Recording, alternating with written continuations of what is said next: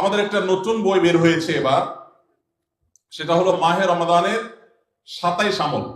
এই যে বইটা একটা হাতের সামনেও আছে, মাশাআল্লাহ। এটা মূলত আমাদের একটা বক্তব্যের নির্যাস। এর আগে সোনাইমণিতে একটা বক্তব্যে আমরা মাহে রমজানের উপরে একটা গবেষণা করে 27টা আমল কোরআনের আলোকে বের করেছি, সেটা উপস্থাপন করেছি, পরে এটাকে বই আকারে আনা হয়েছে। এখানে রমজানে আপনি কি কি করবেন তার সবগুলোর তালিকা দেওয়া আছে। অতএব এটার আলোকে আপনি আমল করতে পারেন, চাইলে ভিডিও বক্তব্যটা শুনে নিতে পারেন। একবার সকাল থেকে রাত পর্যন্ত একটা সুনির্দিষ্ট রুটিনের মধ্য দিয়ে কাটাবেন, আর কিচ্ছু করতে পারেন না পারেন, শুধু একটা কথা বলে যাই, রমজান মাসে ফরজ রোজা রেখে অন্তত কোন প্রকার হারাম কাজ, গুনাহের কাজ করবেন না। বাস এটুকু যদি করতে পারেন, ইনশাআল্লাহ আপনার রমজান সাকসেস। চেষ্টা করা যাবে না ইনশাআল্লাহ?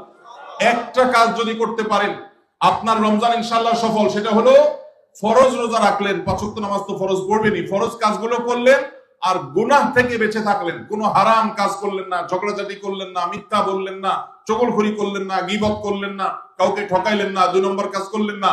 এই গুনাহমুক্ত যদি রমজান কাটাইতে পারেন, আপনার রমাদান সাধনা সার্থক ইনশাআল্লাহ। আল্লাহ তৌফিক দান।